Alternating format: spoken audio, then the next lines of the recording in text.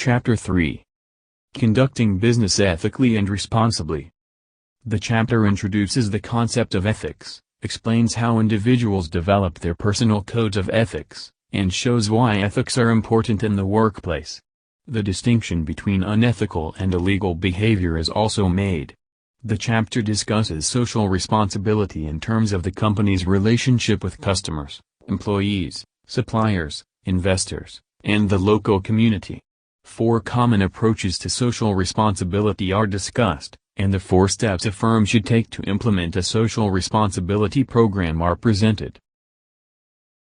The learning objective of today's lesson is that at the end of this lesson, you will be able to explain how individuals develop their personal codes of ethics and why ethics are important in the workplace. Distinguish ethics from social responsibility and identify organizational stakeholders. Show how the concept of social responsibility applies both to environmental issues and to a firm's relationships with customers, employees, and investors. You will also be able to identify 4 general approaches to social responsibility and describe the 4 steps a firm must take to implement a social responsibility program. Explain how issues of social responsibility and ethics affect small businesses. Ethics in the workplace.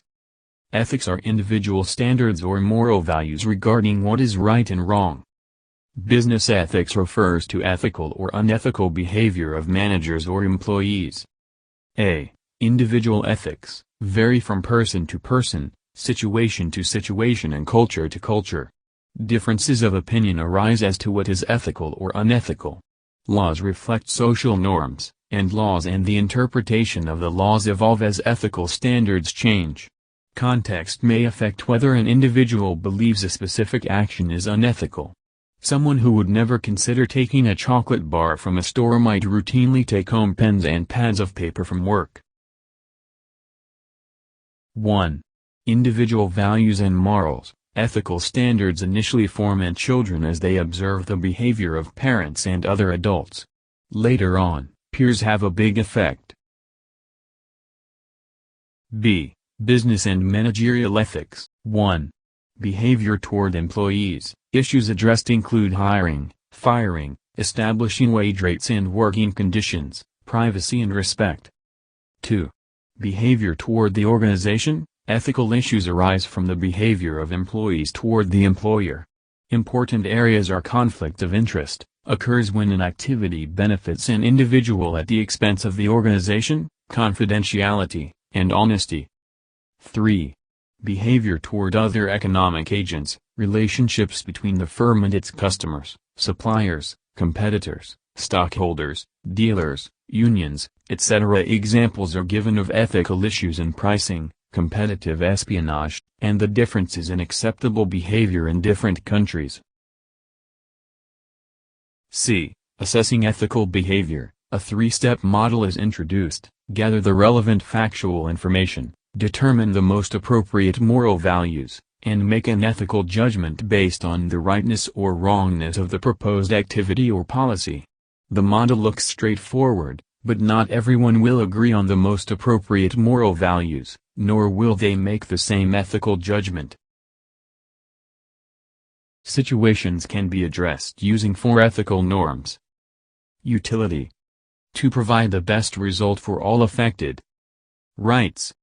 To respect the rights of the individuals involved. Justice. To be consistent with what is believed to be fair. And caring. To be consistent with people's responsibilities to each other. D. Encouraging ethical behavior in organizations. 3 factors, pressure, opportunity, and rationalization, cause unethical behavior to occur. Organizations try to promote ethical behavior and discourage unethical behaviors by using 3 strategies. 1. Demonstrate top management commitment to values and high ethical standards. It is crucial for top management to demonstrate a public commitment to high ethical standards. 2. Adopt written codes. These formally acknowledge a company's intent to do business in an ethical manner. Most codes of ethics are designed to perform one or more of 4 functions: increase public confidence in a firm or its industry, self-regulation, Therefore perhaps reducing or preventing government regulation, improve internal operations, by providing consistent standards of ethical and legal conduct, and help managers respond to problems that arise as a result of unethical or illegal behaviors. 3. Provide ethics training. Companies must take the lead in providing ethics training for employees. Business ethics can be taught and ethical responses can be learned through evaluating previous experiences of others. Core principles and organizational values. The difference between organizational objectives and core principles organizational values is that organizational objectives change infrequently, while core principles organizational values are unchanging.